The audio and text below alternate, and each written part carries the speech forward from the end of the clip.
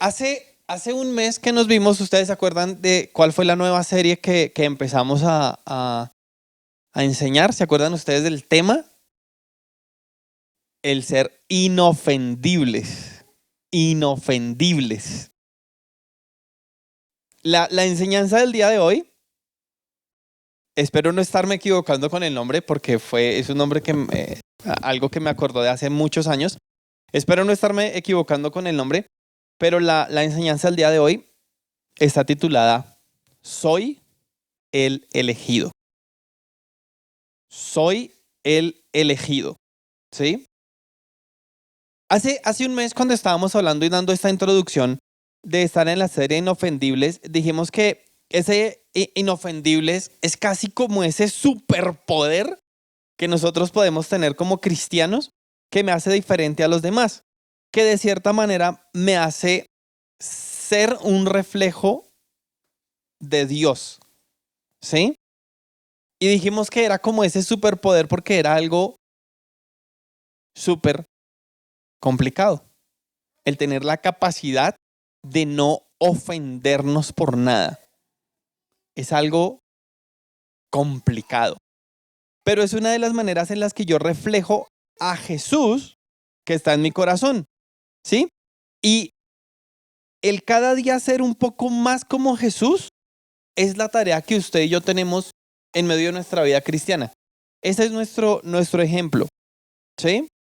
Y lamentablemente me he dado cuenta mucho que nosotros vivimos en una sociedad que fácilmente suelta dardos de ira con quienes los están rodeando. O sea, vivimos en una sociedad en donde fácilmente hay dardos de ofensa, palabras, gestos, actos de personas que nos rodean a nosotros para ofendernos, pero también vivimos en una sociedad en donde fácilmente recibimos esos dardos, donde fácilmente recibimos esas ofensas.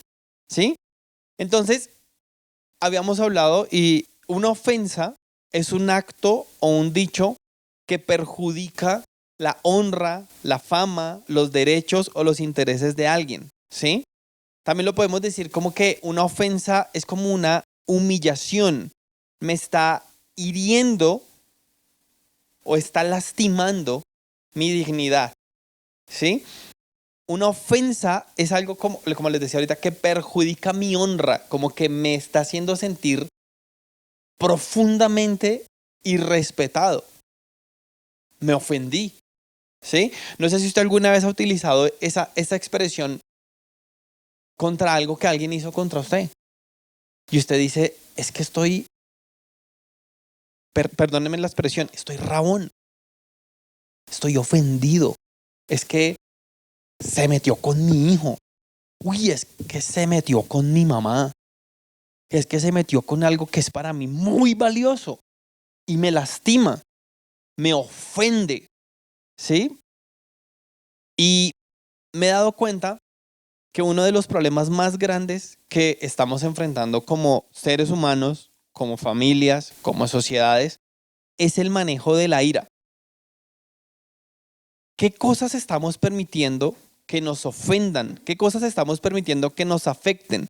¿Qué cosas estamos permitiendo que nos desestabilicen? La ira se ha vuelto un ingrediente en nuestra vida que nos daña, que nos deteriora y daña la relación con nosotros mismos y con las personas que están a mi alrededor. La ira es algo que daña la relación conmigo mismo y daña también la relación con las personas que están a mi alrededor. Venga, ¿cómo así que la ira daña la relación conmigo mismo? Miren, ¿usted sabe lo que hace la ira dentro de usted? La ira, cuando permanentemente está dentro de nosotros, nos enferma. Tiene el poder, médicamente hablando, de desestabilizar nuestro cuerpo, nuestras defensas. Nos puede llevar a causar dolores de cabeza, problemas musculares. No sé si alguna vez usted se ha puesto y se ha enojado tanto. A mí, eventualmente me ha pasado, que me aumenta, o sea, me da tanto mal genio que mi ritmo cardíaco se aumenta, me ofusco, se acelera la respiración, ¿sí? Se aumenta el riesgo, no sé si usted conoce esto también, pero de personas que sufren de gastritis simple y sencillamente por el manejo de su ira, por el desequilibrio de sus emociones, ¿sí? Y lógicamente es algo que afecta o nos incrementa, perdón, el riesgo de sufrir enfermedades cardíacas. Todo porque no controlamos la ira. Entonces, como les estaba diciendo, primero la ira me lleva a deteriorar la relación conmigo mismo, pero también me ayuda o me afecta en cómo me estoy relacionando con el prójimo, puesto que la ira me lleva a bloquearme y a dañarnos mutuamente. Miren, sin ir muy lejos, pero vivimos en un país y en una sociedad en donde la ira puede llevar a que una simple cerrada manejando carros se pueda terminar convirtiendo en una pelea a puño limpio, a machete limpio, a cruceta limpia y nos puede llevar hasta la muerte. La ira nos puede llevar a que una observación, por decirle a otra persona que está botando papeles en la calle, se convierta en una gran retadela de insultos. La ira nos lleva a que quizá la contienda por un equipo de fútbol termine convirtiéndose en muerte. La ira nos lleva a que quizá una mala mirada se convierta en una destrucción de relación. Eso sin hablar de lo que puede pasar dentro de nuestras casas, porque la ira hace que, o puede hacer, perdón, que a veces pasemos días sin hablarnos, que a veces pasemos días con un ambiente de silencio extremo en nuestra casa. O a veces esa ira puede ser que hace que, perdón, que nos quedemos durmiendo en la sala o en la cama de los niños. No me importa si estoy incómodo, pero estoy ofendido. No me importa si tengo que dejar de hablar, no me importa si tengo que dejar de ir a visitar a mi hermano, a mi mamá, a mi tía o a mi prima, pero estoy ofendido. Y quiero que esa persona se dé cuenta que estoy ofendido. Y la ira nos lleva lentamente a ser inflexibles, a estar ofendidos. Y hace que a veces como padres reaccionemos con gritos, inflexibilidad o con una dureza extrema. Y el ser irascible tiene mucho que ver con qué tan flexible estoy siendo. ¿Qué tan flexible estoy siendo? En la universidad, hace algún tiempito, tuve una clase que se llamaba resistencia de materiales. ¿Y qué tiene que ver la resistencia de materiales con ser irascible? Y hubo algo que a mí se me quedó porque en el momento que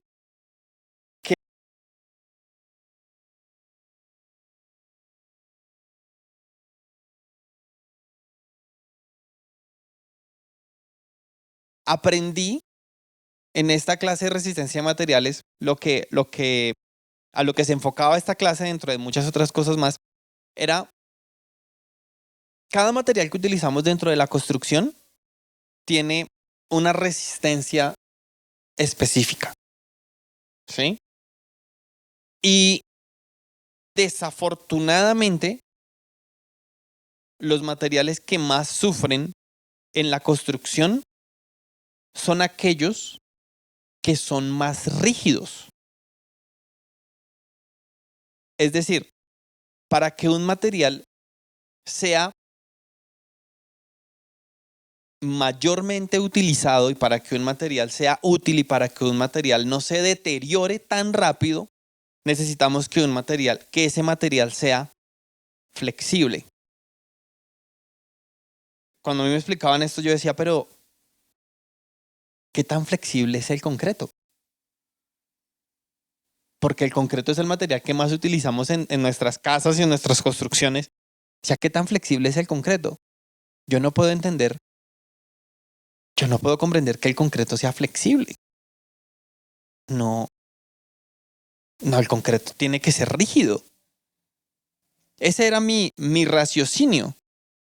Pero cuando nos enseñaron y nos empezaron a mostrar la capacidad que tienen las columnas de concreto de moverse en medio de un terremoto, yo decía, wow, yo no tenía en mi cabeza que una columna como esta podía llegar a moverse 15 o 20 centímetros y regresar a su postura original. Pero ¿cuáles son los materiales que más sufren en los movimientos del concreto, en los movimientos de una casa? ¿Sabe cuáles son los materiales que más sufren? Los más rígidos. ¿Y cuáles son los materiales más rígidos? El vidrio. Es el material más rígido que hay. Por eso, lo primero que se daña son los vidrios.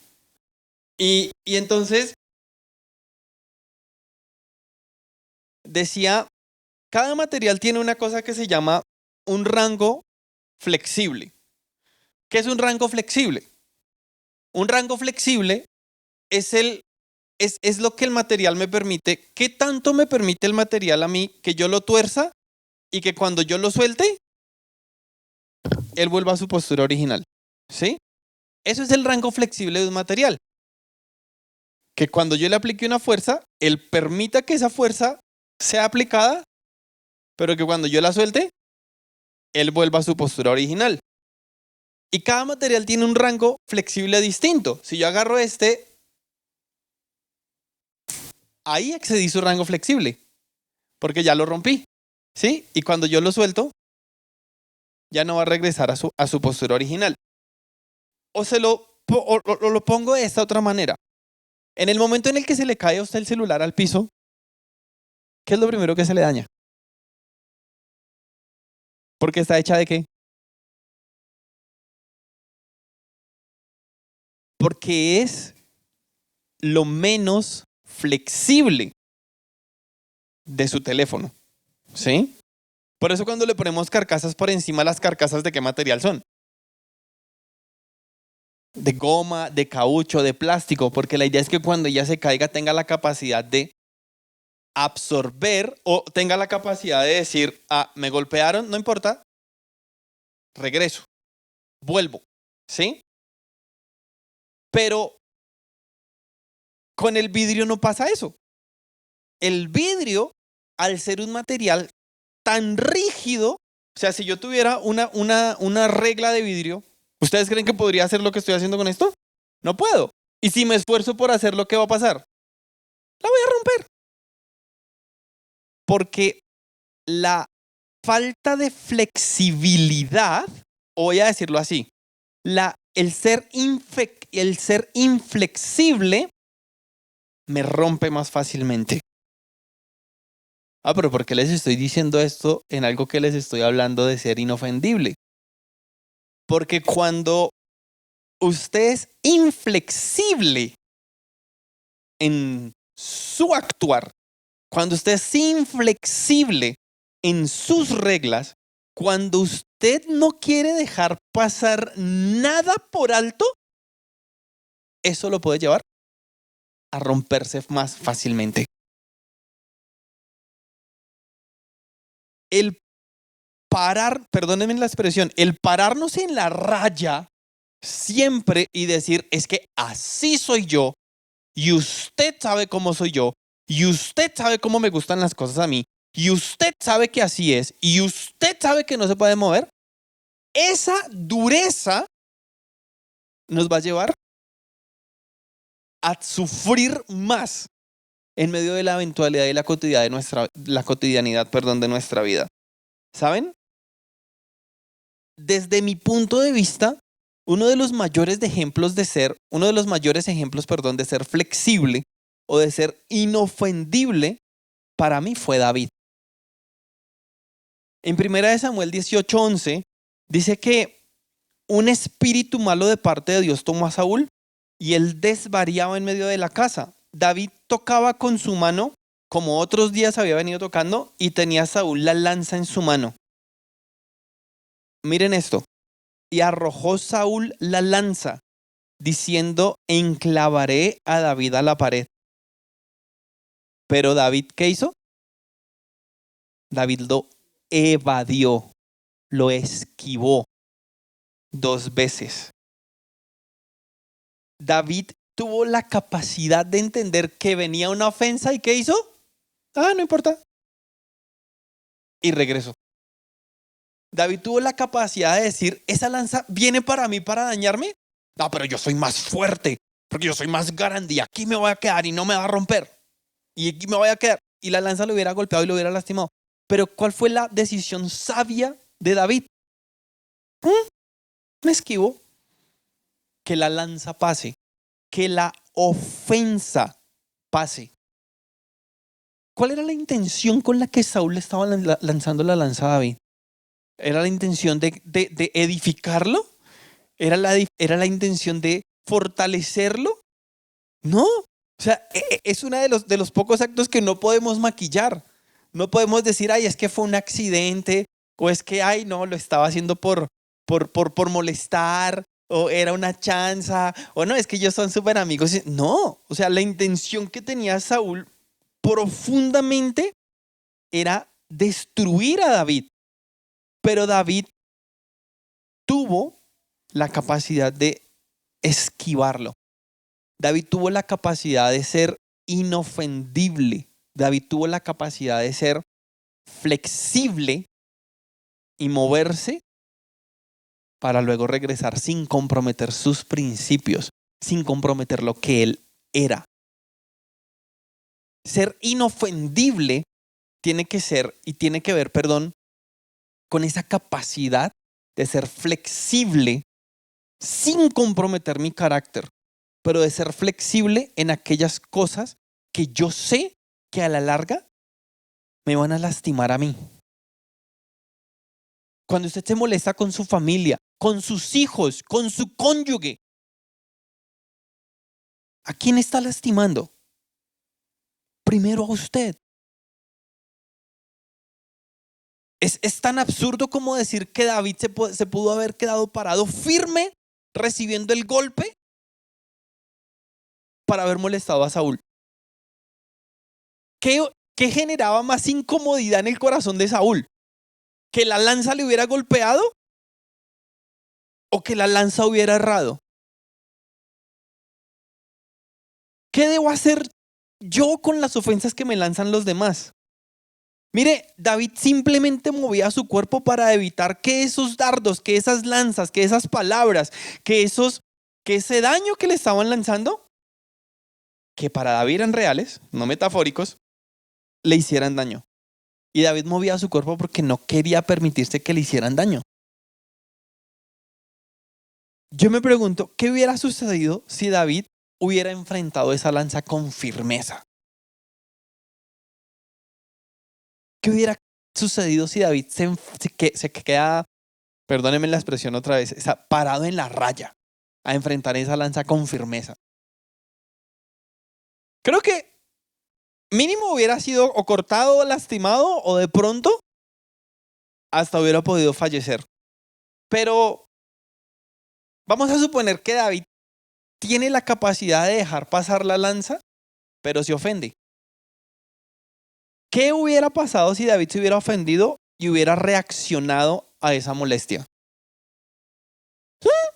David hubiera podido, se quitó y se cayó la lanza, y le devuelve la lanza. Sí, hubiera podido pasar, hubiera podido suceder. Vamos a decir esto, y David hubiera tenido mejor puntería y hubiera herido más a Saúl, ¿no? Estamos suponiendo cosas, perdónenme. Pero si David hubiera hecho eso, ¿será que yo creo que la parte que hubieran tenido que borrar de la Biblia es aquella parte que dice que David era un hombre conforme al corazón de Dios? Creo que es una de las partes que hubiera tenido que ser borrada. Entonces, a la larga, pienso que el ser ofendible y querer devolver las cosas a los demás me dañan a mí. Eso me daña más a mí. Creo que a la larga el ser fácilmente ofendible lo que hace es dañar el corazón de quien permite que la ofensa ingrese a él. Y creo que es una de las cosas que más aprendo de David, que tuvo la capacidad de esquivar y regresar. Y creo que usted que conoce la historia de David se ha dado cuenta que ese esquivar y volver fue un acto constante en la vida de David. Y creo que es una de las tantas cosas por las cuales la Biblia nos dice a nosotros que David era un hombre conforme al corazón de Dios. Porque,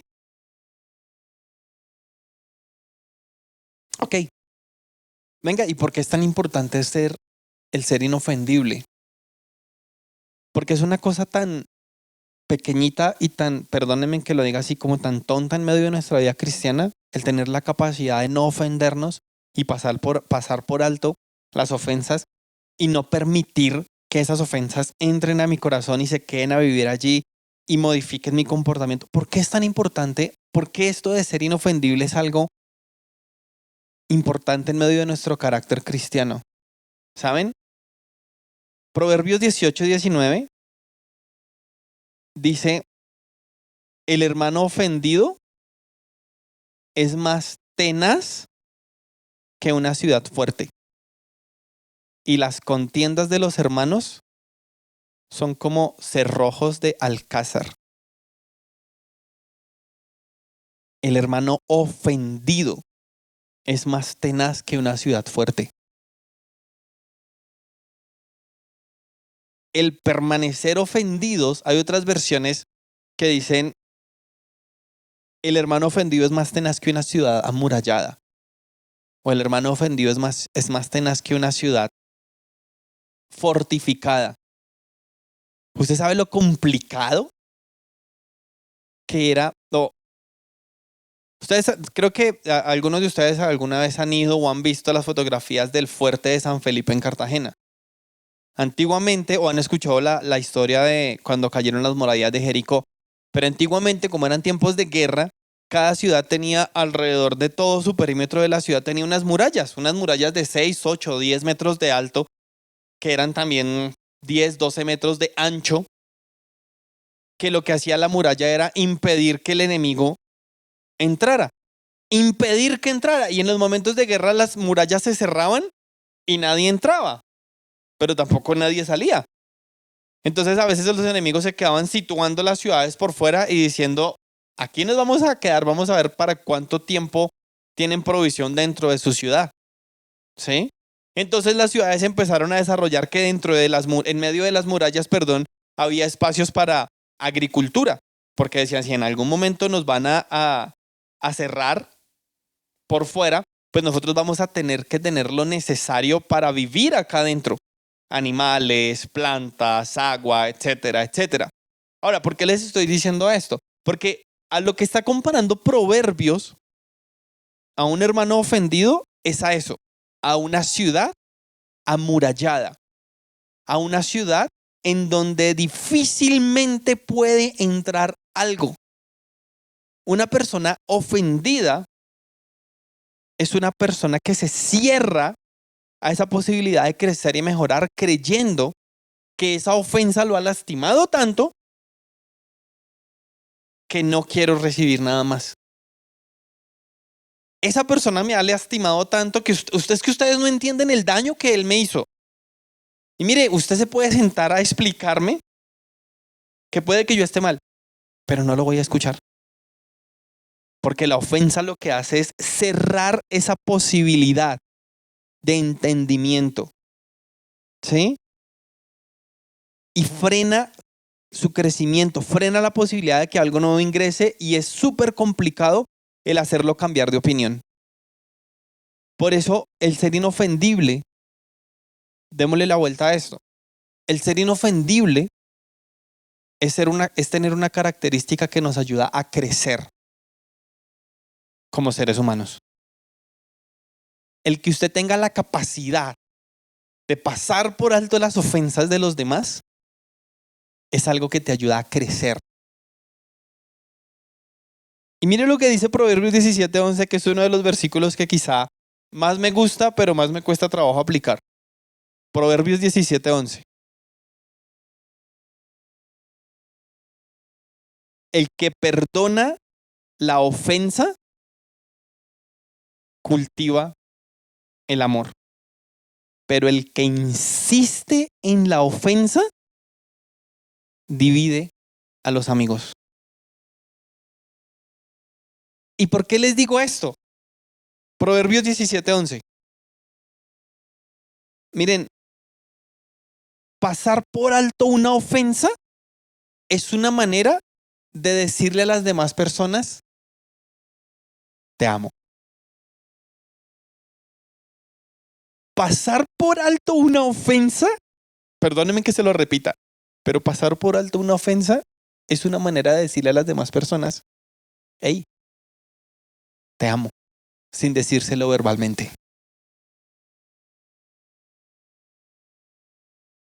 ¿Usted se imagina? Perdóneme que me vaya tanto al ámbito de tránsito en medio de nuestras ciudades, pero soy un conductor de motocicleta y he tenido que escuchar en muchas ocasiones cómo a veces por mi distracción o a veces por mi afán o a veces porque el otro se levantó de mala manera, he tenido que escuchar en muchas ocasiones cómo me echan, cómo me recuerdan a mi mamá y otros cómo me recuerdan a mi abuela y otros cómo me recuerdan que no nací de buena manera y en fin, pero una manera de decirle a ese que lo está ofendiendo, decirle, hey, yo te amo, es simplemente quedándote quieto como si nada hubiera pasado. Y tengo que decirles, miren, tengo que decirles que en ocasiones cuando pasa esto, me siento tan lastimado acá en el corazón que quisiera irme detrás a hacer algo. ¿Sí? Yo tengo un cuñado que no es mi cuñado Raúl, tengo un cuñado que él me dice que cuando a él le hacen cosas de esas, él lo que hace es que él se va en la moto, los alcanza y ¡pra! Manazo al espejo y les rompe los espejos. Dice, y si voy con parrillero, ya le enseñé a mi parrillera cómo tenía que romper los espejos, ya le enseñé dónde tenía que pegar y ¡pra! Romper los espejos. ¿Sí? Y entonces es una, es una, es una, es una exageración, pero es algo que puede traer descanso al corazón que está cargado con una ofensa.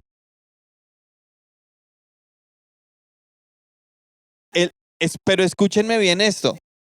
Si tú permites que que esa sea la solución, la manera de solucionar los problemas siempre,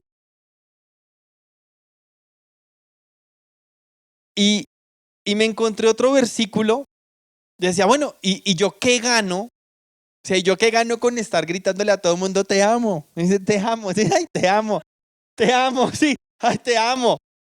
Paso por alto tu ofensa, paso por alto tu ofensa, paso por alto tu ofensa. ¿Sí? Juan 13:35 dice, en esto serán conocidos que ustedes son mis discípulos, si tienen la capacidad de amarse los unos a los otros. Entonces, básicamente, uniendo un versículo con el otro, lo que me está diciendo es, vea, aprenda a pasar por alto las ofensas. Usted es un hijo mío. Y una de las maneras en las que usted muestra que ama a los demás es pasar por alto las ofensas. Y vuelvo y les repito esto. ¿Usted se imagina el poder gritar a pulmón entero constantemente, los amo? ¿Los amo? ¿Los amo? desde ofensas grandes hasta ofensas pequeñas.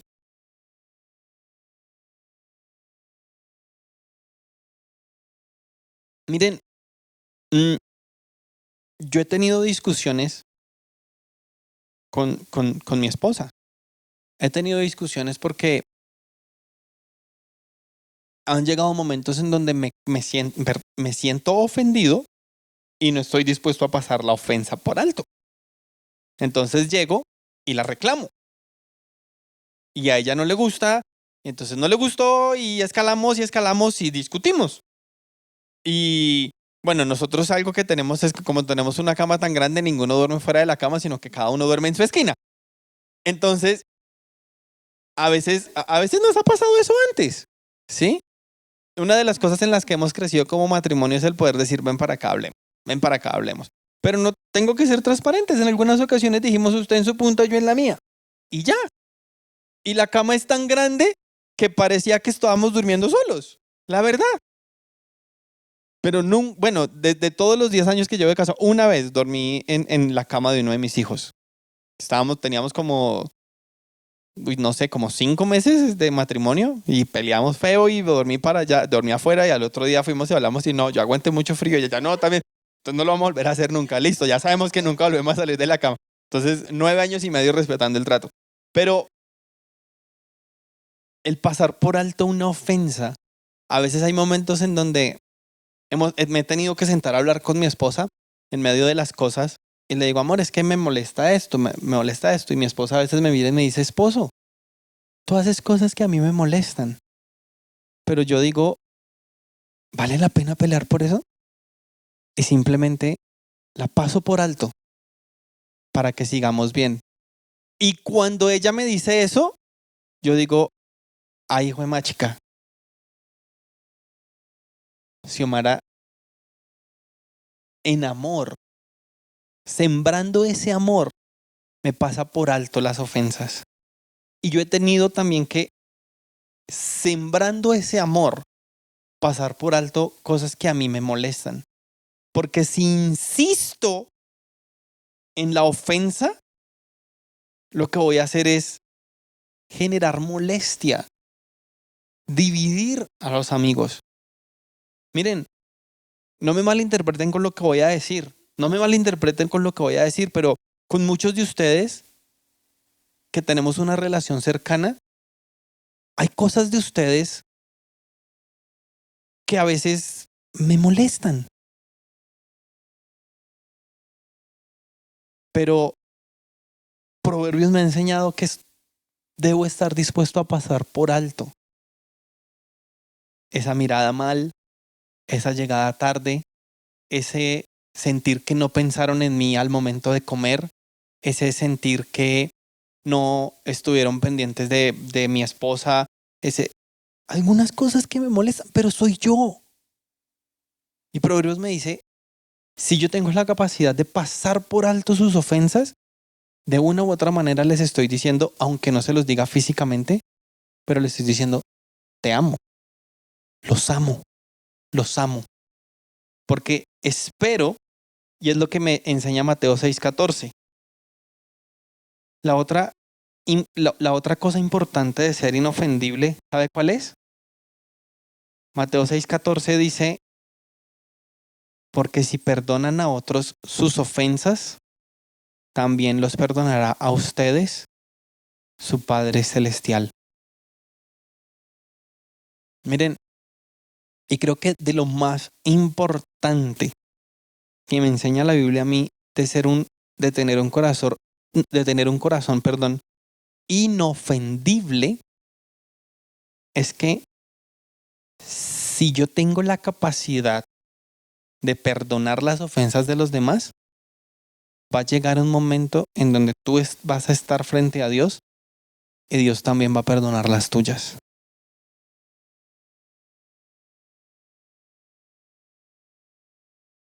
Miren, esto no tiene nada que ver con si voy a ser o no voy a ser salvo. No. Creo que aunque sea hijo de Dios y aunque vaya y tenga esa entrada garantizada en el cielo por la sangre de Jesús, creo que sí va a llegar un momento en donde todos mis actos van a ser traídos al presente, van a ser escritos, van a abrir, digo yo, en algún momento lo van a hacer con nosotros, estaremos frente a nuestro Dios donde todos y cada uno de nuestros actos estará escrito y grabado en alta definición. Ahí no vamos a poder decir, ese no era yo. ¿Sí? ¿Y qué quiere usted que pase en ese momento?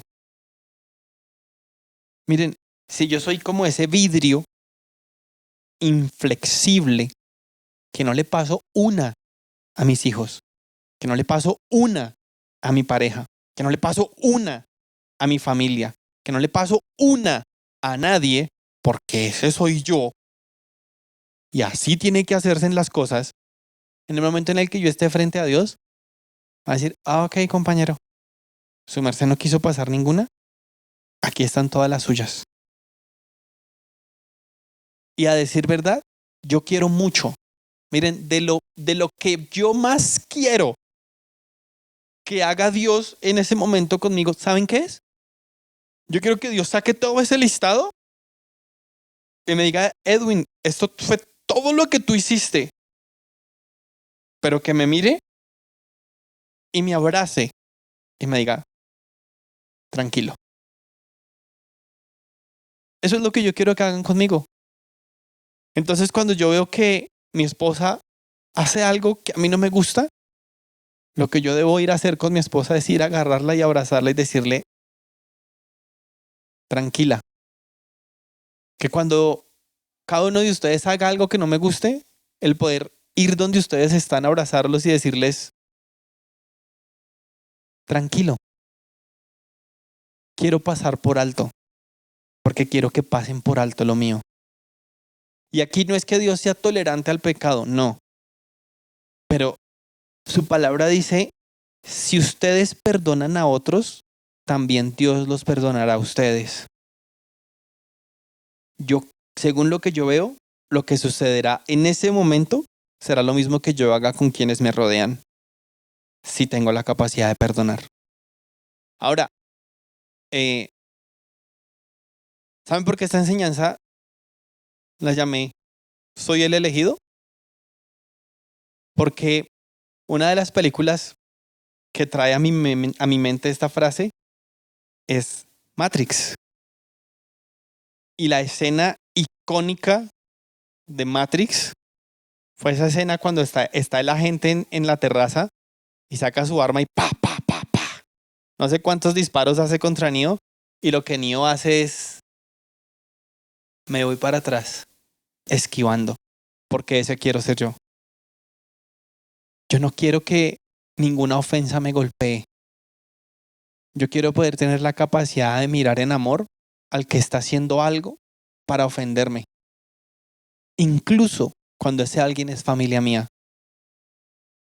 Pero yo no quiero devolver ofensa con ofensa, ni quiero devolver, perdónenme la expresión, no quiero devolver tampoco mala jeta con mala jeta, ni quiero devolver grosería con grosería, ni grito con grito, ni gesto manual con gesto manual.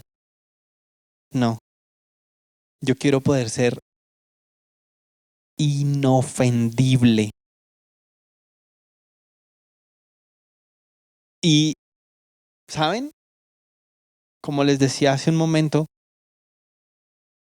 incluso hacerlo con aquellos para los cuales yo soy un enemigo.